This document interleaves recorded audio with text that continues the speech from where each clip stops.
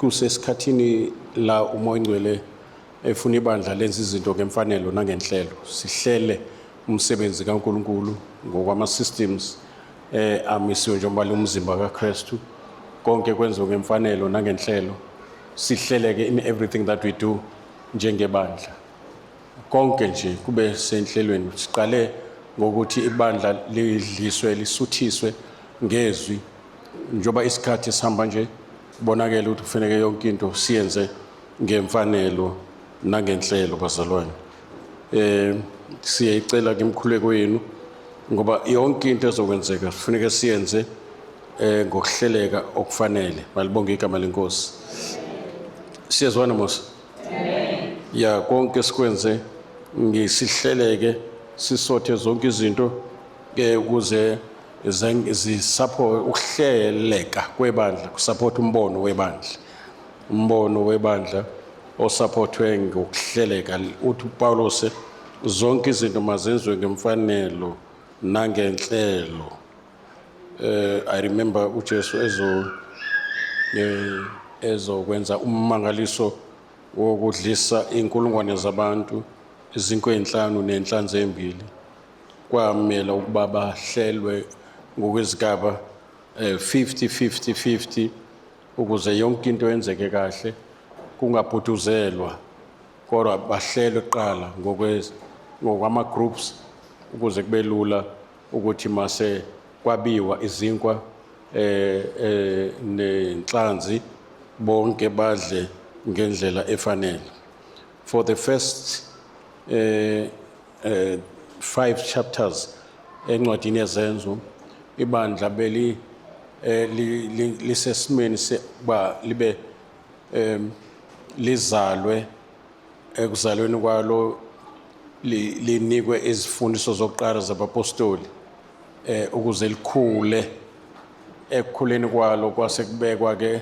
laselifike esigabeni sokuthi manje ukusebenza kwalo kufunctiona kwebandla kube sohlelweni njengomzimba unama systems respiratory system circulatory system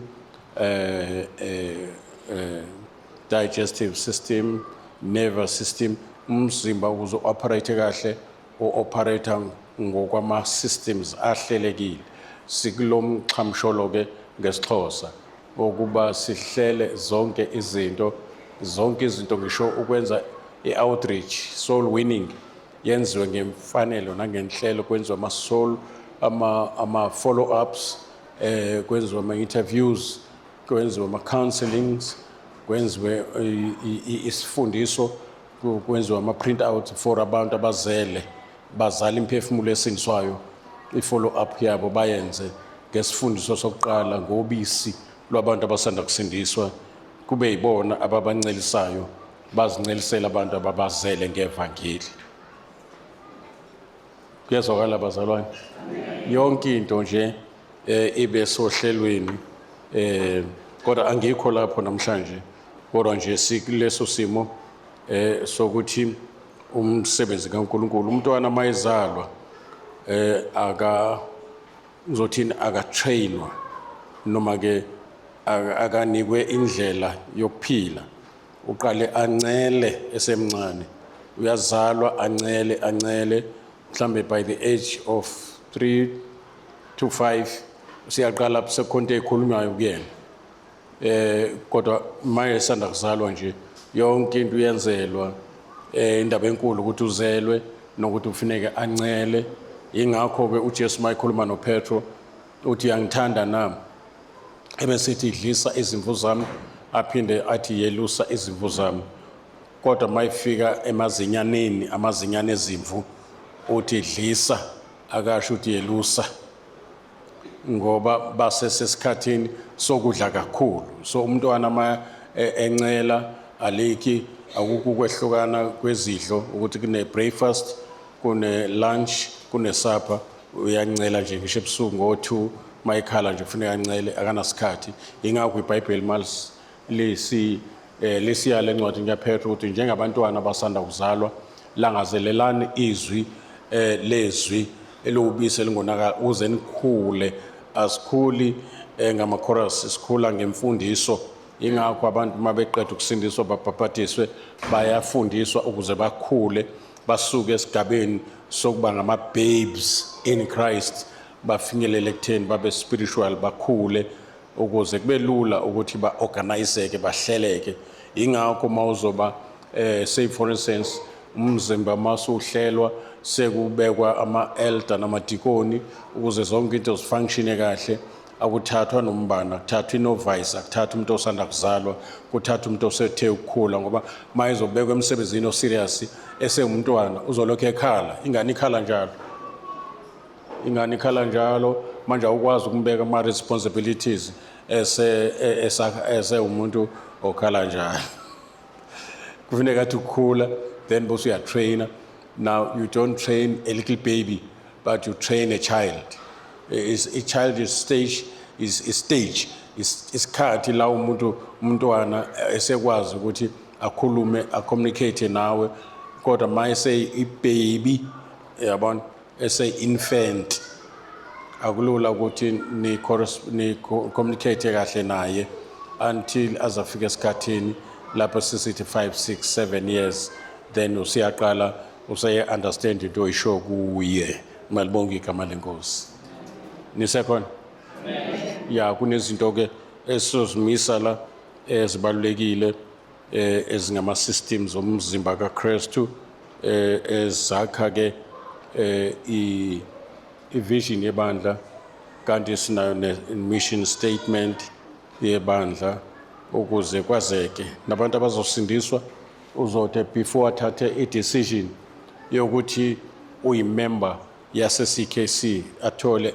a summary of umbono webandla ne-mission statement yebandla kwaziwe futhi nokuthi sikholwa yini kuleli bandla ama-statements of faith siyazi ayazi athi noma sejoyina eseba imember ngokuphelele yebandla akwenze lokho ngokwe-information aseyitholile sikubonile ke ukuthi kubalulekile ukuthi kwenzeke kanjalo ukuze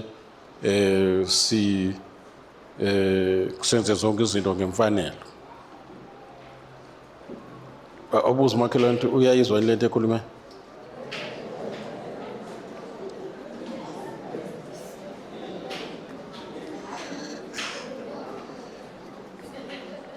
Amen.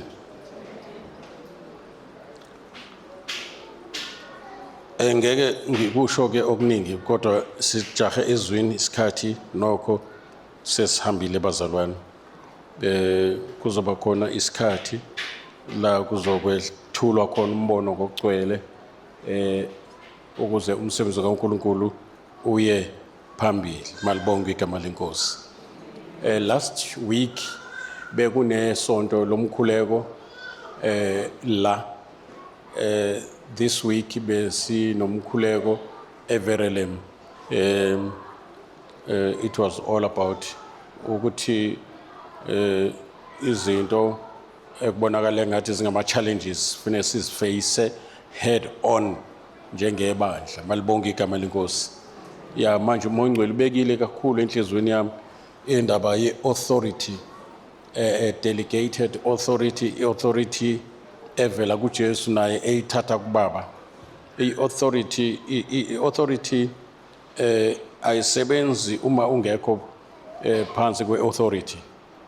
I-authority isebenza kahle uma uphansi kwe-authority. Mawufunda lapha kuMatthew chapter 8 I think verse 8 9 mhlambe ngasifundela baba Khumalo noma kubaba whoever baba Ngobese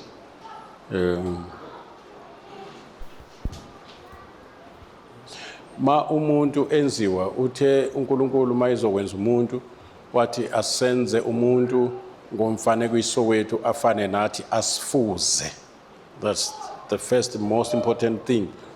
Akaqale abe sesimeni sokuba abe a representative ngihlale ngilikhuluma leli gama kaNkulunkulu indalo ibone umdali emntwini and then bese a presenter towards indalo kaNkulunkulu intando kaNkulunkulu ukubusa kwaNkulunkulu lithi iBhayibheli let them have dominion, let us make man in our image after our likeness, let them have dominion. Malibonge igama lenkosi.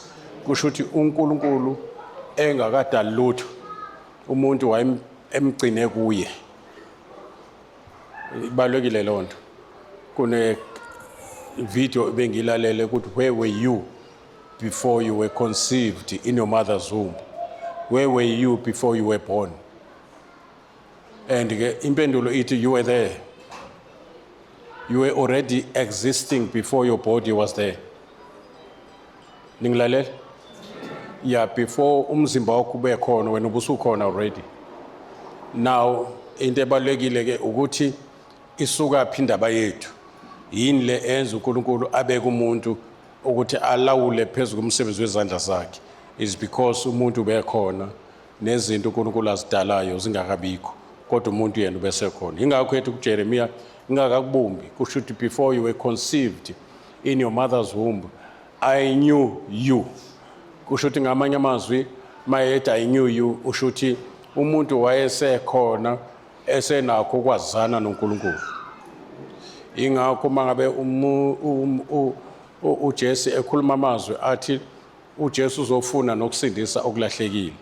Umuntu uye walahlekelana noNkulunkulu ngoba uNkulunkulu ube naye umuntu as his property, as his something that he owns.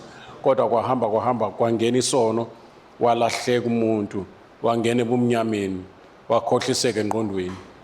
uNkulunkulu wathumela uKristu ukuthi azofuna nokusindisa okumlahlekele. So indaba yomuntu noNkulunkulu ayiqalanga emveni ba uNkulunkulu esedalile. Indaba yomuntu noNkulunkulu ibikhona emaphakadeni. Ngesikhathi uNkulunkulu ephefumula umuntu emphefumulela esikwistatue asakhe ngobumba wayephefumulela umuntu endlini amakhale yona from creation which is the dust of the earth. Umuntu yena uvela kuNkulunkulu. Umuntu yena uvela kuNkulunkulu. Incwadi yomshumayeli ithi umoya womuntu mawuphuma emzimbeni uya kulo onikile. Uya kulo ubuyela kulo unikile. Kodwa isono senza umoya womuntu ungayi kulo onikile. Uye endaweni yabantu abahambe bexabene noNkulunkulu baze bafike egcineni bexabene noNkulunkulu abangasamkela isipho sokubuyisana noNkulunkulu. And enye into ezoba buhlungu esogweni kakhulu akona umlilo kodwa ukuhlukana nomuntu owawunaye emaphakadeni. Nangizwa uJesu Kristu kwangesona kangako isiphambano esase ayesaba noma ke wayecabanga ukuthi konje ngisazozwa zonke inhlungu. Into enkulu kwakuukuthi usazoke kube khona igap phakathi kwakhe noNkulunkulu. Ingakho mabemfaka izibhikili uyayithulela njengemvu phambi kwabakhongi. Mabemhlusile intshebe bebidonsa kuphuma igazi bamfaka umqhele wameva bawushutheke ekhanda benza yonke into ebhlungu ungayicabanga uyayithulela. Kodwa kwanele kwakhona igap ngenxa yezono zethu ezasezibekwe phezulu kwakhe. Wayeseyahlehla uNkulunkulu kancane wavula igap. Waqala lapho uJesu ukhala for the first time. Wathi uNkulunkulu wami ngishiyelana. So okuchaza ukuthi zonke lezi inhlungu esasicabanga ukuthi izona ezinkulu azidlulile yokuhlukana noNkulunkulu. Lithe kuba igazi liphalale lize lifike la inkantolo yasezulwini yeneliseka khona ngoba inkantolo ithi akukho ukuthethelelwa kwesono ngaphandle kokuchitheka kwegazi. uJesu Kristu ke uye wenza lento okuthiwa i-redemption, atonement. So chaza ngimini lokho ukuthi kusho ukuthini. But kwabonakala ukuthi umthetho ijustice yasezulwini ithi akukho ukuthethelelwa kwezono ngaphandle kokuchitheka kwegazi. Nalo igazi kufanele lingazani naso. Now kwafuneka ke uJesu Kristu kwezemhlabeni ke ephethe lakhe igazi ngoba yena uyimbewu ezongena embewini yowesifazane. Manje imbewu kababa noma ke igazi lomntwana lisuka embewini kababa.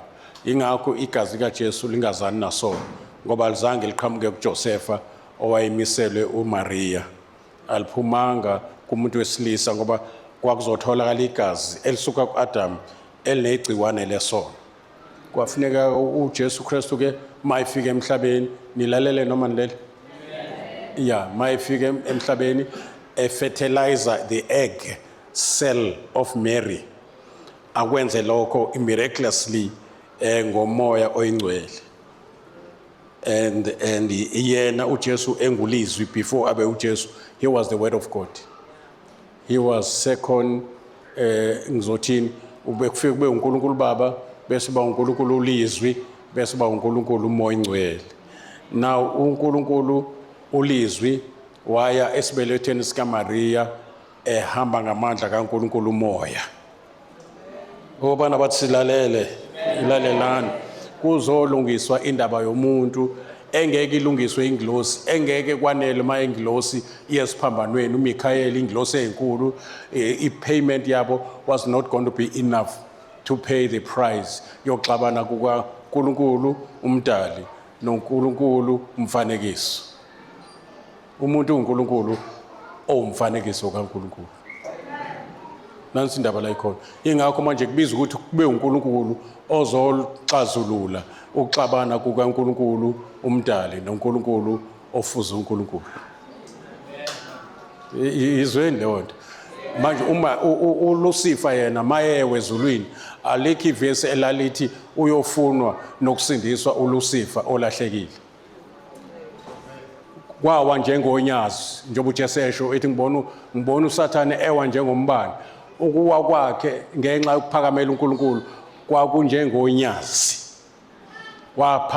Waphahlazeka wayengena chance yokuthi angabhekana noNkulunkulu. Kodwa sizwa ukuthi uNkulunkulu wathi Lucifer uphi. Into ayisho kuAdam wathi Adam uphi. And wangena endlekweni uNkulunkulu zokuthi anikele ngendodana yakhe. Indodana yakhe inikele ngokuphila kwayo. Umoya ingcwele anikele ngobukho bakhe ukuthi uzohlala kithi ngunaphakade. So indaba yethu eqale ngobuthathu bukaNkulunkulu masenziwa iqhubeka ngobuthathu kaNkulunkulu masindiswa. Nangizwa? Yeah, umsebenzi wezandla zikaNkulunkulu ephelele ebuthathweni bakhe. Masenze kusho njalo uNkulunkulu simaze emunye kodwa lama izokwenza umuntu uthi masenze konke evelayo ukuthi lo muntu mthathu emunye. Ubunye bukaNkulunkulu bufaniswa nobunye babantu abashadile. Kuthiwa abasebabili bamuntu munye. Kuyazwakala bazalwane? Yeah, so unjalo ke ubudlelwano phakathi kukaNkulunkulu ebuthathweni bakhe nobudlelwano phakathi kukaNkulunkulu nomuntu bufaniswa nobudlelwano phakathi komfazi nendoda. Ingakho uKristu ebizwa ngebridegroom thina sibizwa ngebride. Ingakho uNkulunkulu ebizwa ngehusband kwaIsrael uIsrael ebizwa ngowife kaNkulunkulu uJehova. uNkulunkulu uJesu yena sisabizwa ukuthi singiyibride kuyena. Kodwa mase kunomshado ozobe icelebration ezokwenzeka masiqeda ukuhlwithwa sobe lapho sesibizwa ke ngewife of Jesus Christ. Sesihlanganisiwe manje kunesibambiso esishoyo ukuthi singena kwi-relationship noJesu as husband and wife ezindlalifa kanye noKristu ngoba sishade noKristu in community of property. Konke okubelonga kuye kubelonga kithi. Ubaba wakhe is our father siyindlalifa kanye naye.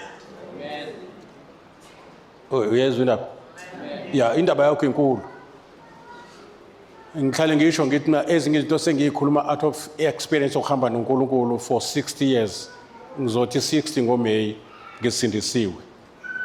Manje sengikhuluma into engiyaziyo. Sengikhuluma into enama facts, enama signs ebengiwafuna ukwabona ukuze ngazi ukuthi lento iyiqiniso. Sengine blessed assurance that Jesus is mine, that Jesus saves, that Jesus is alive, and he's seated at the right hand of the Father, that my sins are forgiven, I have eternal life. Noma endleleni kuhamba kwenzeka izinto endleleni uthi mhlambe I need restoration of my soul.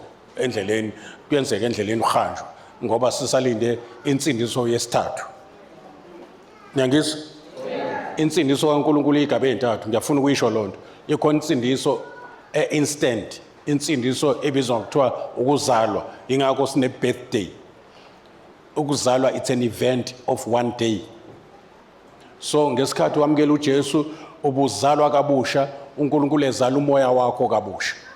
Ngoba ungakazalwa kabusha though uno ubaba wakho biological noma wakhe biological, kodwa the inner man has got the father too.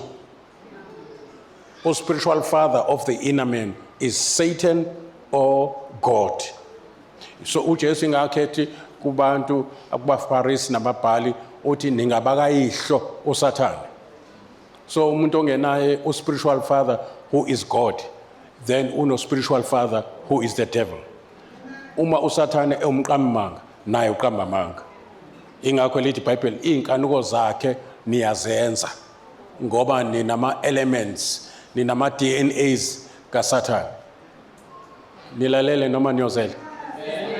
Yeah, umuntu noma kungazwakala ngathi siyathuka uma ngabe ungasindisiwe, your spiritual father is the devil. And you are in the kingdom of darkness until you say yes to Jesus, when we transfer from the kingdom of darkness into the kingdom of the light. Then bese kuthiwa lapho kusumntwana kaNkulunkulu. uNkulunkulu use ufather of your spirit man. Your spirit man is born of God by the word or by Jesus Christ, who is the seed. Lapha kaAbrahama kuthiwa ngayo le seed izizwe zonke zomhlaba ziyobusiswa. So uzelwe uNkulunkulu, ungumntwana kaNkulunkulu. Elona gama elibalekile ngaphezulu kokuba kuthiwe umpostoli. Yabona, umvangeli, uyidikoni. Lonto esikhashana, for that's not your identity. That's a job description. Ichaza iministry oyenzayo. Nayo yesikhashana kusakhiwa umzimba kaKristu. Kuzofika isikhathi la umzimba kaKristu sewakhiwe waphelela bese uJesu uyafika ezolanda ibandla lakhe. Manje ngoba sekuphelile ukuba umprofeti, sekuphelile ukuba umpostoli. Into ezophela ngihlale ngitshela ukuthi akungikhuphi mangabezwanga ngakho ngoba it's not my identity. It's just it's an office. Manje injengama scaffolds kuthiwa yini? Yabona makwakhiwa konto ekukhutshukwa ngayo la yakhiwa la eceleni ukuze scaffold. Yabona, so masiphele ibuilding iscaffold asihlali, siyagoqwa sibuyele emuva kodwa izitini ziyahlala. So abantwana baNkulunkulu bangamatshe aphilileyo akha indlu yakomoya behlanganisiwe ngosimente ngamoya ongcwele. Inkulu ke indaba yomuntu okholwayo ngoba uNkulunkulu engakalalelayo angizokunilibazisa. uNkulunkulu ngisayoshumayela njalo ebusuku. Tshela makhelwane mayiqeda la ngo7 uyashumayela online. Kuyasetshenzwa kuhlala. Ubeshumayela ekseni nje beshumayela manje uyashumayela futhi ntambama. Yabo. Kumnandi ukwenza into oyibizelwe nento one passion ngayo. Awukhononde, awucomplain. Awucomplain, akungenzi lutho. Instead kungangigulisa ukuhlala nje ngisonga izandla ngithi sengiyigugele sengi-over 70 bazawula senongixolela ngigugile. No, not me. Never. Hayi, angithethe njengoba ungibona nje, angithethe mangidlala futhi. Ngifumene umusa. Ngifumene umusa manje angazi ngizamenzelani uNkulunkulu. Maye ngibiza ngiyakushona khona. Maye yenza ukuthi ngishona khona. Umuntu wangifela esiphambanweni inkosi efela abalandeli. abalandeli befela amakhosi. Hayi. Manje njengoba ngisinzwe 60 years ago, ungathi ngisinzwe izolo, ngifresh. Hayi uthi kade kwasa ngidonsa, angidonsi lutho, siphila. No, ayikho into engidonsayo. Hawu kade udonsa. Hey. No, angidonsi. Lo muntu ngizochitha naye inguna phakathi. Every day with Jesus is sweeter than the days before. Kumnandi ukusindiswa. Kuba njengengane spoiled. Ngeke ngisalunga le ngaphandle ezweni. Ngihlaba imbuzi la sekufuneka ngihlaba imbuzi emhlophe nayi ibhekele mangiyihlaba. No, akusasebenzi manje lokho. Hey, sesisho nonkosikazi sithi uNkulunkulu wasisindisa kulento eningi. Hayi. Hey. Yabo. Siyaphila nje si right singazange sihlabe. Nengane zethu zikhulile sisindisiwe zingxenye ye-team ye-CKC, they are supportive. Sishiye bona nje goal. Njengokuthi umfundisi akamzali umfundisi sibazelele. Yeah, ku right. Thank you. Bonke. No kumnandi eJeswini. Tshela makhelwane yazi kumnandi eJeswini. Yeah, ngiyakubona nje ukuba mnandi eCKC ubuhlangane nezinhlebi zakhona. Kodwa eJeswini ngeke umthole ngeke uyithola inhlebi eJeswini. Nani nje eJeswini. Tshela makhelwane asihlalele la mzalwane ayikho le. Yeah, asihlalele. Yeah. Covered. So uNkulunkulu ke ma enza umuntu ngomfanekiso wakhe wayenza someone azomrepresenta before creation. Ingakho embeka phezulu kwemisebenzi yezandla zakhe. Ulonto azange abe kube yinto ayiplan ayizothini. Umuntu umgcinile kuye. Emaphakadeni. Amaphakadeni into ingqondo yakho engakwazi kuyithi phantom noma i-capture. Ngisho ngoya kuma scientists, how long is eternity? Ngoba nempendulo ozothi into engenasiqalo, into enjani engenasiqalo. Into okuphela ingqondo moyicabanga. Yabo. So eternity is where God abides. There was no time before. So until uNkulunkulu mayesezoqala dali yaqala beginning, kwathiwa in the beginning God. In the beginning, which is time, God created heavens, which is space, and the earth, which is matter. So uNkulunkulu ke esedale konke lokho akudalile wayese eba nento yokuthi konke makutestwe with time and many other ways of testing it ukuze ibe ready yonke lento ayidalile ukumjoyina kwi-eternity. Ingamjoyini uNkulunkulu yonke lento ayidalile into where he is engazange ayitest. Kufuneka yonke itestwe, kutestwe konke emazulwini kutestwe, ingakho uLucifer faila. Ngoba manje makudlulwe testing yena uye wasala. Then bakwakhona baphumela ngale oMichael noGabriel. Bawina bona. Nomhlaba lo osazo renovate by fire. Into ezosala ngale komlilo iyona ezongena kwi-eternity. Bese kuthiwa umhlaba omusha nezulu elisha. Because lo mhlaba is still waiting to be renovated by fire. Usekhona le ndlela. Yeah, so nathi njengoba sisindisiwe nje sisindisiwe ngoJesu sanikwa ukuphila okuphakade. Saba nokuphila okuphakade sivele sine existence ephakade. Umuntu akafi aphele. Umuntu is translated from time to eternity, mayef. Kodwa akufuneke angene kwi-eternity engayilungisanga indaba yakho noNkulunkulu ngoba inguna phakathe lakhe uzolichithela endaweni errong. uNkulunkulu ayiplanele uSathane nengilosi zakhe. Manje mawuzoba umlandeli kaSathane, uSathane mayiphesa usogweni uzongena naye njengenkomo mayifakwe ediphini. Kuthiwa yini lento?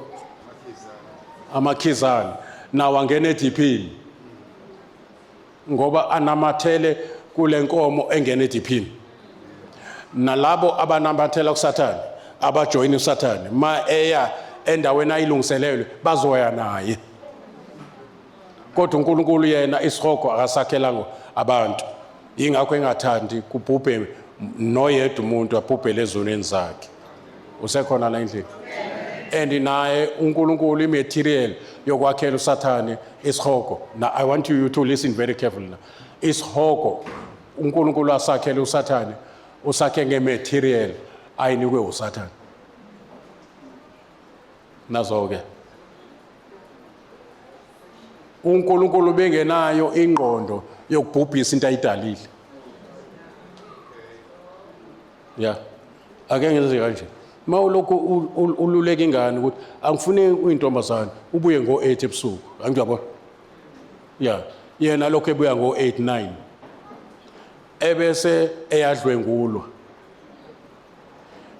Ukudlwengulwa kwentombazane akuphumi eplanini yomzali. Ukudlwengula kuphuma imaterial yokuthi adlwengulwe ning understanding yani into yokuthi akwazi ukudlwenguleka iphuma ekutheni angalaleli. Ukububelalele ubengeke athola ukudlwengulwa. So into yokudlwengulwa kwakhe yakhiwe uyena ngongalaleli. So uSathane ngokuphakamela uNkulunkulu efuna ukulingana noNkulunkulu elapho kwaphuma khona umlilo. Ingakho iBhayibheli lithi umlilo ozoshisa wena uzophuma kuwo. iBhayibheli lisho njalo. uNkulunkulu bena kulokhu zakhe nje ekudaleni kwakhe akana umlilo wokubhubhisa into ayidalile. That's very important. Kodwa umlilo oshisa uSathane isihogo sikaSathane sikudalwe ngematerial uSathane ayinika uNkulunkulu wahlanza ukuphaka nokungalaleli wahlanza yonke into kwaphuma isihogo. Kwase kuthiwa ke umlilo uzoshisa wena forever uzophuma kuwena. Usekhona la endlini? Mangikhuza ngithi ungahambi la kunenyoka ngibona inyoka la. Ungahambi bese uhamba wena ungangilaleli ibese yakushaya inyoka. Ngeke uthi ubulawe inyoka. Ubulawe ungalaleli. Ukuba ubungilalele wahamba lendlela ngathi na thatha lendlela ungayithathi le. Bingeke kushaya inyoka. Manje awukwazi ukuyiblame inyoka ngokuthi kushayile. Ziblame wena ngokuthi kuthiwe makuthiwa kunenyoka la awangalaleli. Uthi uNkulunkulu kuAdam mawuthe wadla la ngithe ungadli khona uzofa nokufa. So inkokhelo yesono ukufa. Ukufa kuzala kuthiwa umuntu uqale abe nesifiso noma abe nenkanuko. Inkanuko ibisizala isono bese isono sizala ukufa. So ukufa kuphuma esonweni. The wages of sin is death. uNkulunkulu yena ngokwakhe akanakho ukufa until kuze kufike isono bese bakhona nokufa. Ingane yesono ukufa.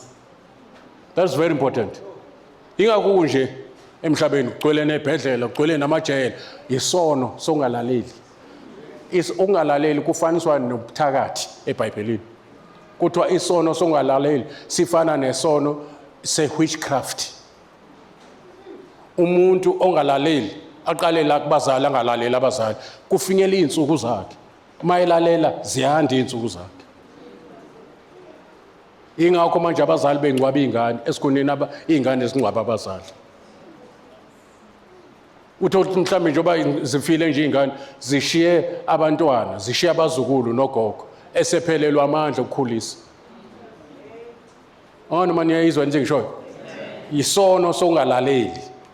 Lithi iBhayibheli uma nivuma nilalela nodla the best of this world.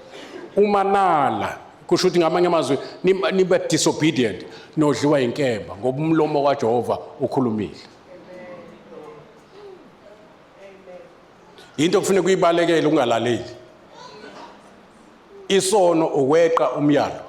Asho sonke isono ukweqa umyalo. Now be careful isono siyinkinga.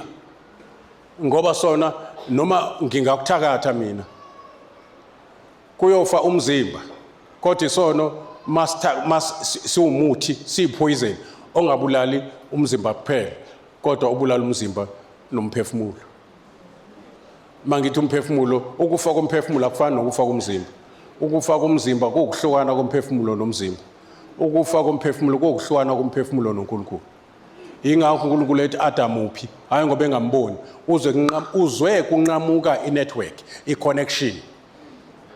Isono saba umhlukanisi phakathi sahlukanisa inetwork phakathi komuntu noNkulunkulu. KunoNkulunkulu sezulwini kodwa connected nomuntu. Kwanele kwafika isono wafa umuntu spiritual ngokuhlukana nesource of life. Uyezwa nje ngisho? Yeah. So now lokho futhi kuyamnika uSathane i-authority over your life. Legal authority. uSathane enza ukuthanda kwakhe ngoba usukulegalize ngokuthi wena ungalaleli. Mayithi uNkulunkulu yenza into ethile ungayenzi ikhonto ezokulandela. You may not lose eternal life. Kodwa kunama benefits ozowaluza adalwa ukuthi awulaleli. Mase kwenzeka ubone na ukuthi yilento oyami ungalaleli. Uyayizwa into? And uyabona umthetho oqala ukulalela uNkulunkulu ukukholwa. Bambuza uJesu ukuthi senzeni ukuze senze umsebenzi kaNkulunkulu. Bacaba ukuthi uzoshiya list yezinto wathi nje kholwana uNkulunkulu. Konke okunye kokulalela kuzobe sekuvela ekutheni uqale wakholwa. Ingakho manje uma ufunda incwadi yamaHebrew chapter 11 kuvezwa ukulalela iphase yokuqala iveza belalela uNkulunkulu. Nikhona benzani? Belalela kusho ukuthi benza njengalokho uNkulunkulu eshilo. Onowa benza njengoba uNkulunkulu eshilo. uAbraham wenza njengalokho uNkulunkulu eshilo. uAbela wenza the best ngalendlela azi ngayo nevumelekile uNkulunkulu. So kunjenje emhlabeni isono sinye isono songakholwa or songalaleli. Ungalaleli nongakholwa those are twins. Ukwenza njoba kushiwo nokukholwa these are twins. Isign ukuthi wakholwa bonakala ukuthi makufundiswa buzohamba wena uyokwenza. Ngoba ukholo olungenayo i-corresponding action lufile phambi kaNkulunkulu.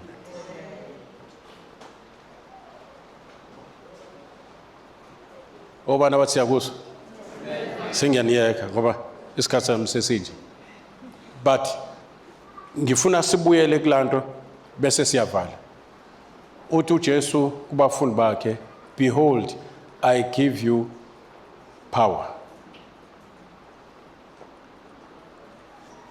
Behold or see, be aware, I'm giving you power. And the power is not yours, the power is mine. And nami lamandla ngiwathathe kubaba. Ingakho Matthew 28 verse 18 uthi all power is given unto me, both in heaven and on earth. Usethi therefore go ye. Ngamanye amazwi emveni bekhulume ngeauthority ayinike ubaba ezulwini nasemhlabeni. Usethi based on that statement hambani nenze izizwe zonke abafundi bami. Kusho they became delegates the authority. And that authority is delegated to them. That is why they use the name Jesus in whatever they do. Noma bekhipha amadimoni abawakhiphi ngelabo igama, bawakhipha ngegama likaJesu. Egameni kaJesu khona i-authority kaJesu. Izinto zokulalela as if Jesus is commanding them. Ngoba us commander in his name. Uma besi understand lento ngaba saba umuntu mayiphethwe icancer sibe novalo ngoba akeze ukhishwa yithi uzokhishwa iauthority kaJesu esegameni lika Jesu. Kusho ukuthi manje kufanele lento ikulalele uJesu ngoba mina ngikhuluma egameni lika Jesu. Kuyezwakala? So ukukhuluma noma ukwenza whatever I do egameni kusho ukuthi ngiauthoriziwe. To be authorized, it's legal. Angitshontshe ukusebenzisa igama lika Jesu. That is why lithi iBhayibheli esikubopha emhlabeni nezulu liyabopha. Kusho ukuthi i-backup in whatever I do ngisemhlabeni isezulwini. Uma ngabe ngikhulula ekufanele ngikhulule izulu is backing me up nginjenge ngihlale ngilinganisa nge-traffic officer uma imisa isandla i-exercise authority noma abujaha airport you have to stop ngoba le authority is more powerful ngaphezu kokujaha kwakho futhi ayihambele kancane athi license please ucaza ukuthi inkusami lo muntu ngoba ngijahe airport wathi njani bonke ayamla amaphoyisa ayahlupha awahluphi exercise authority lapha kuMatthew chapter 8 verse 80 uthi umgcini khulu noma ke a centurion kusho ukuthi igeneral enamasoja awu100 phansi kwayo uthi ngingumuntu ophansi kwani kwegunya nginabantu abaphansi kwami kusho these 100 soldiers ngithi mangithi akayele ngoba i-authority ireleasewa ngokuthi usho ngomlomo nesimo sasekhaya ukuze singakuthathi noma kanjani kufanele ukhumbule i-authority oyinikiwe hawu nikhona nonke bazalwane ingakho kuthiwa uyothi kule ntaba intaba may mean inkinga enjengentaba phambi kwakho wena ngoba le authority isebenza kahle uma uphansi kwe-authority nangizwa bazalwane uyalalelwa izinto bengabe zilalela uJesu zilalela wena ngoba usebenzisa i-authority oyinikwe uJesu naye eyinikwe ubaba ingakho ethi uJesu all authority all power is given unto me both in heaven ingakho uJesu ethi obone mina ubona ubaba ingakho uJesu ethi konke engikwenzayo ngikwenza egameni kaBaba noma ngiyabagcina baba angiphe bona ngibagcina egameni lakhe ukuze ngalahleki noyedwa ubaba angiphe bona kufanele ngibagcine egameni lakhe uJesu bengasebenzisi igama lika Jesu benikwazi lokho ubesebenzisa igama lika Yise ithina esebenzisa igama lika Jesu uJesu yena besebenzisa igama lika Yise ingakho nothing could stand behamba phezulu kolwandle benza yonke into alalelwe izimo mayikhuluma nestorm silalele sasolwandle silalele wafika abafundi bakhe wakhuluma ne-emotional storm yefiye kwathuleka wafika ngaphesheya wakhuluma ne-spiritual storm samadimoni awu-6,000 ayingcengela ungena engulubeni ngoba ephushwa i-authority kaJesu so mayisehamba kuJesu useyishiya kubafundi i-authority uthi qhubekani-ke nenze in my name lapha egameni lami kukhona i-authority engiyinikwe ubaba uzathini uyothi kulesihlahla siphuka ingakho uJeremiya etshelwa ukuthi uzosebenza kanjani as a prophet uthi uzosiphula uphinde utshale uzodiliza uphinde wakhe amandla esiwanikiwe masifika emndenini kunezihlahla ezatshalwa amadimoni generational ama-generational sinelungelo lokwasiphula ngegama likaJesu waseNazaretha amen izinto ezingeke zikwazi ukumelana noJesu befanele singamelani nathi what the mistake that we do ngishilo lapha phezulu the mistake that we do is to limit the power indlela uDavide ayibuka ngayo iGoliath ayifani nendlela uSawula inkosi ayibuka ngayo iGoliath indaba iqala lapha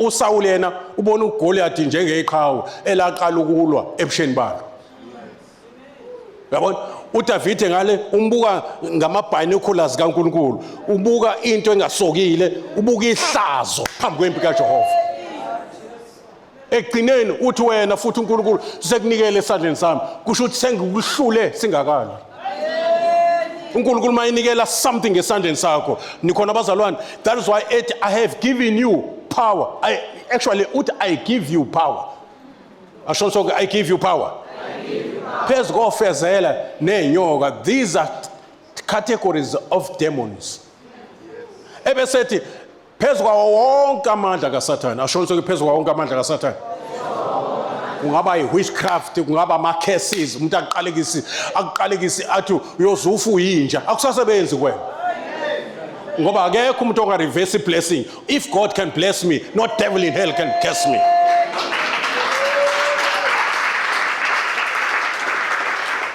Very important lento bazali. Simendaweni kaKristu. Singama representatives kaKristu. He is the head, we are the body. Nikhona bazalwane? I-head ine information makade umntwana efunde kuba kufika isikhathi sokuthi abhale exam akayibhali ngekhanda. I-exam uyibhala ngesandla esiyiphathi yomzimba. Thina we relay what is in Christ as the head. Iphuma ngathi ezamalungu nezitsha uNkulunkulu asebenza ngazo. Alikwazi ukuyincoma ibhode ngokupheka ukudla okuhle. Kunconywa umpheki thina sizitsha uJesu umpheki. Amandla avela kuye. Uyena oyinhloko, uyena umvini thina singamagatsha. Uyena othelayo through us. Thina singama conduits, singama channels uNkulunkulu asebenza ngawo. Umuntu mangibeka isandla kuphila umuntu akaphiliswanga yimina khohlwa. Uphiliswa uJesu engibiza igama lakhe phezulu kwalomuntu. Musukutatazela ke mayithi uNkulunkulu hamba uyothandazela lo muntu osezofa. Uthi hawu mina ngikaze ngithandazele umuntu. Vele awukaze ngibeka isandla kuphila umuntu. Ye vele awukaze. Kodwa through Christ you can do all things. Through Christ you can do that thing. Yebo. Makwabiza igama lika Jesu kufuneka wazi ukuthi ayisekho yakhe indaba.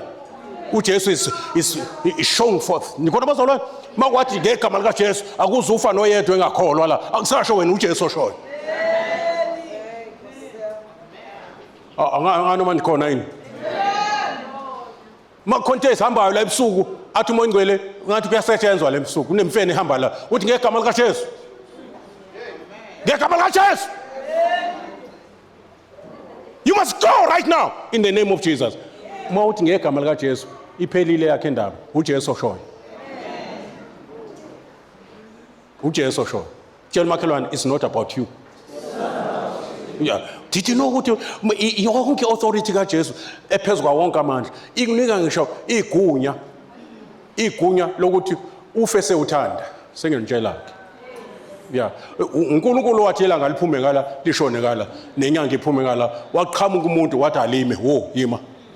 Wayengeke alimise ilanga elihanjiswa uNkulunkulu engena uNkulunkulu. Hayi, asiyana. Hayi. Nisekhona bazalwane? Yeah, kunel ama igunya liyakhula as the more uli exercise liyelikhula igunya. Ngoba usebenza ngegunya lika Jesu naye alithathe kubaba. Futhi ligunya lakhe liqale emazulwini before lize emhlabeni. Amandla onke anikwe mina. Kuyezwakala bazalwane? Ezulwini nasemhlabeni kusho ukuthi mangenza umsebenzi kaJesu ngithunywa uJesu akho ngisho ingilosi ezulwini ezothi lithatha phi igunya ngoba ngizothi ogunyaziwe nakhona lapha ezulwini uyena ongithumile. Angizuzwa ngawo ngoba mina ngithunywe negunya even khona lapha ezulwini. Ingakho kuthiwa nasingilosi asinamandla osihlukanisa nothando kaNkulunkulu. Yabona? Nathi azikhona nezinto ezisazoba khona ezingakabikho ezingakadalwa azinamandla zingakadalwa zinjalo azinamandla ongihlukanisa nothando kaNkulunkulu.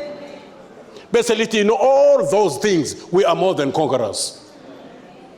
Ngicela ubone izandla zabantu abangama more than conquerors la. Naseniphamisa nonke nangithusa.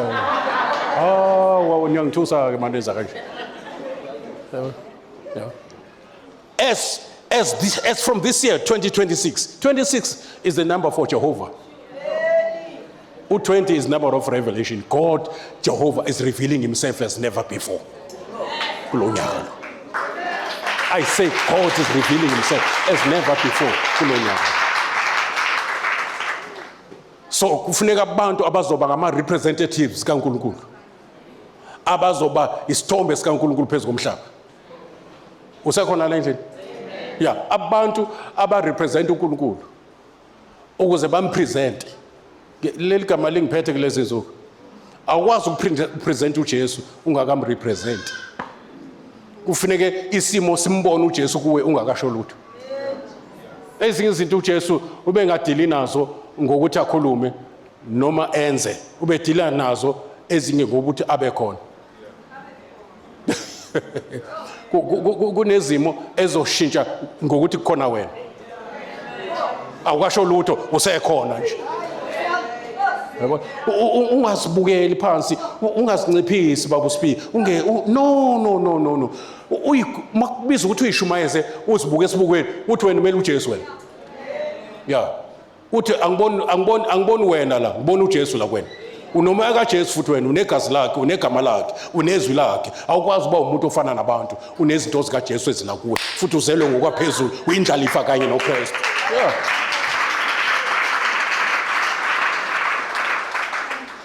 obana bathi yashintsha impilo yami obana bathi I'm moving from glory to glory obana bathi my life will never be the same again obana bathi my family is highly blessed because of me obana bathi my community will never be the same obana bathi uSathane namadimoni akhe asenkingeni ngoba khona mina niphamise ngoba nivuma noma nezinjani sengifuna lento uyitesteke kulesimo kodwa ngizothandaza namhlanje ngifuna ukuthandaza nje ke arrest because I've been given a warrant of arrest to arrest all these devils and demons ezinye nama altars obamkhulu ufune kwazi ukuthi akho nelodwa ialtar elingamelana nawe alikho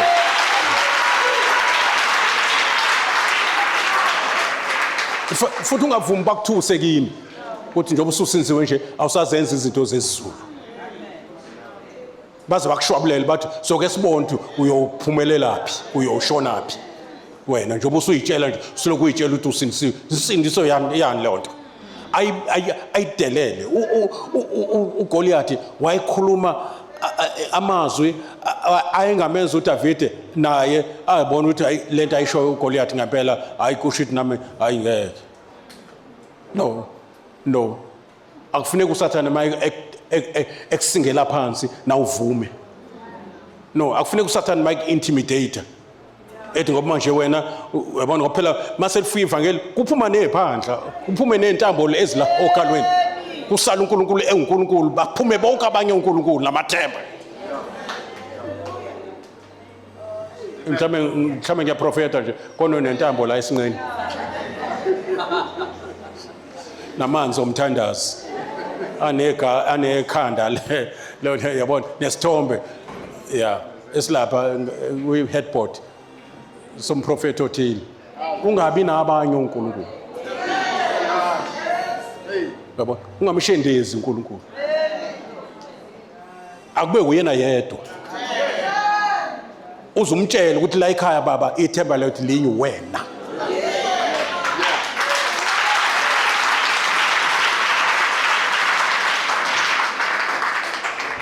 hallelujah to Jesus sini kuyigunya ke bazalwane behold I give you power authority over scorpions serpents and over all the power before asho njalo lalela ke uthi I beheld Satan verse 18 ngibone uSathane ewa njengonyazi emazulwini it was the time lapho uSathane exabene noNkulunkulu uNkulunkulu wakhipha uMichael ingilosi minister of defense wamshanga eTKO wehla njengonyazi uSathane usethi ke behold I give you authority uthi yena I beheld Satan falling now I say to you behold I'm giving you authority yabo nomsathane amademoni bethunyiwe ukuthi azowusebenza kwakho you raise your hand like this you stop the devil at his tracks